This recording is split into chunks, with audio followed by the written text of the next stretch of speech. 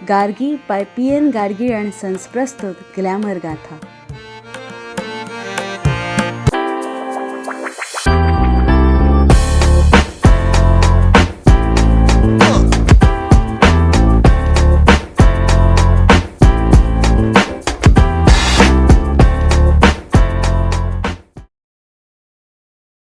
Glamour गाथाच्या आजच्या भागात मी चैताली तुम्हा सगळ्यांचं मनापासून स्वागत करते. महाराष्ट्राच्या मातीत अनेक क्रांतिकारक आणि समाजसुधारक जन्माला आले. काहींनी सशस्त्र क्रांतीचा मार्ग स्वीकारला तर काहींनी हातात लेखणी घेऊन झोपलेल्यांना जागं केलं.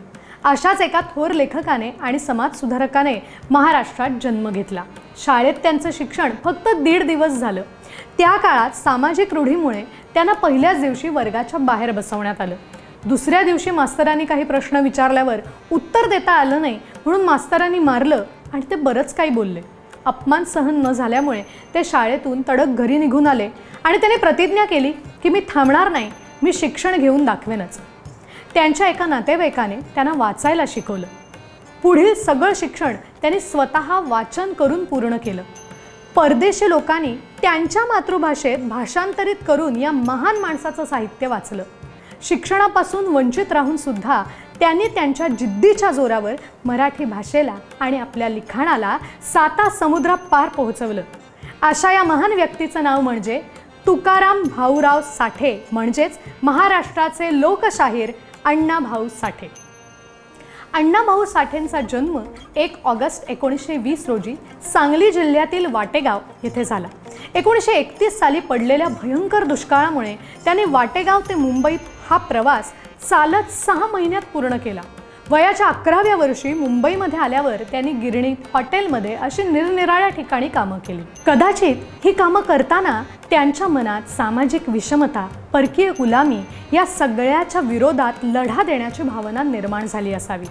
त्यामुळेच जग बदल घालुनी घाव असे परखड शब्द त्यांच्या लेखणीतून बाहेर पडले. अण्णाभाऊंनी आपल्या लेखनाच्या कारकिर्दीत 13 कथासंग्रह, 35 कादंबऱ्या, 3 नाटकं, 13 लोकनाट्य, पोवाडे, 1 प्रवास वर्णन असं बरंच काही साहित्य लिहिलंय.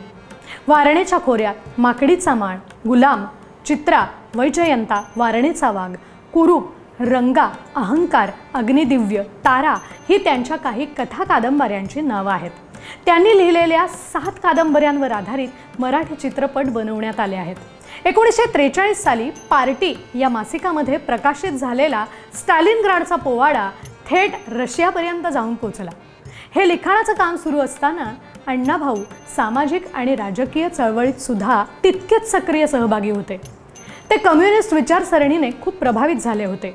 1944 साली दत्ता गवाणकर आणि अमर शेख या शाहिरांच्या बरोबर त्यांनी लाल बावटा कला पथक स्थापन केलं. या पथकाच्या माध्यमातून त्यांनी तत्कालीन ब्रिटिश सरकारच्या धोरणांना विरोध केला होता. संयुक्त महाराष्ट्राच्या चळवळीमध्ये सुद्धा अण्णाभाऊ साठे अग्रस्थानी होते. लोककलेच्या माध्यमातून त्यांनी लोकांना जागृत करण्याचं मोलाचं काम केलं. अण्णाभाऊंच्या लेखनाचं उत्तम उदाहरण म्हणजे माझी मैना गावावर राहिली. संयुक्त महाराष्ट्राच्या चळवळीत मुंबईतील फाउंटन आणि बेळगावात शेकडो लोकांनी आपल्या प्राणांची आहुती दिली. तरीही काही भाग महाराष्ट्रात सामील होऊ शकला नाही. हीच खंत अण्णाभाऊंना सुद्धा होती आणि म्हणूनच वरकरणी जरी हे गीत प्रियकर प्रेयसीच्या आठवणीत म्हणत आहे असं वाटलं तरी यातील खरा प्रियकर म्हणजे महाराष्ट्र आणि प्रेयसी म्हणजे बेळगाव, कारवार सारखे सीमा भाग होते जे महाराष्ट्राचा भाग झाले नाहीत. नेहमी तारांकित चित्र रेखाटल्या जाणाऱ्या मुंबापुरीची दुसरी बाजू अण्णांनी त्यांच्या लेखनातून जगासमोर मांडली. कामगार आणि जातीपातीच्या विळख्यात अडकलेल्या लोकांची कधीच न दिसलेली दुसरी बाजू त्यांनी संपूर्ण समाजाला दाखवून दिली. अण्णांच्या मुंबईची लावणी आणि मुंबईचा गिरणी कामगार या 2 गाण्यातून हे भीषण वास्तव त्यांनी समर्पकपणे मांडलेलं आहे. स्वातंत्र्योत्तर काळात त्यांनी समाजातील अन्याय दूर करण्यासाठी लिखाण आणि लढा चालू ठेवला होता. जाती व्यवस्थेविरुद्ध लढण्यासाठी त्यांनी 1958 साली पहिले दलित साहित्य संमेलन घडवून आणलं. त्यामुळे दलितांच्या संघर्षाला एक हक्काचा आवाज आणि साहित्यिक मान्यता मिळाली. साम्यवाद विचारसरणीने प्रभावित होऊन त्यांनी मुंबईमधील कामगार चळवळींमध्ये सुद्धा सहभाग घेतला. त्यांनी आपल्या लिखाणातून आणि लोककलेतून गिरणी कामगार, शेतकरी तसेच गरिबांसाठी संघर्ष केला. 1961 साली त्यांच्या फकीरा या कादंबरीला राज्य शासनाचा उत्कृष्ट कादंबरी पुरस्कार मिळाला आणि त्याच वर्षी इंडो सोव्हिएत सोसायटीच्या निमंत्रणामुळे त्यांना रशियाला जाण्याची संधी मिळाली. लेनिन आणि साम्यवादाच्या विचारांनी प्रभावित असणाऱ्या अण्णाभाऊंसाठी हा दुग्ध शर्करा योग होता. त्यांचं साहित्य तर या आधीच रशियामध्ये पोहोचलेलं होतं आणि रशियन लोकांमध्ये लोकप्रिय झालं होतं. रशियामध्ये असताना अण्णाभाऊंनी दुभाषिकाच्या मदतीने तिकडे मराठीमध्ये भाषण केलं आणि छत्रपती शिवाजी महाराजांवरील पोवाडा सुद्धा सादर केला. यावरून आपल्या मातृभाषेवर आणि मातीवर अण्णाभाऊंचं किती प्रेम होतं हे आपल्या लक्षात येईल. 2022 साली मॉस्को येथे अण्णाभाऊंच्या पुतळ्याचं अनावरण करण्यात आलं. त्यांच्या कार्याला आत्तापर्यंत मिळालेला सर्वोच्च बहुमान म्हणावा लागेल. आपलं संपूर्ण आयुष्य समाजासाठी आणि देशाच्या हितासाठी खर्ची घालणाऱ्या या महान साहित्यिकाला आपण कुठल्याही परिस्थितीत विसरताच कामा नये.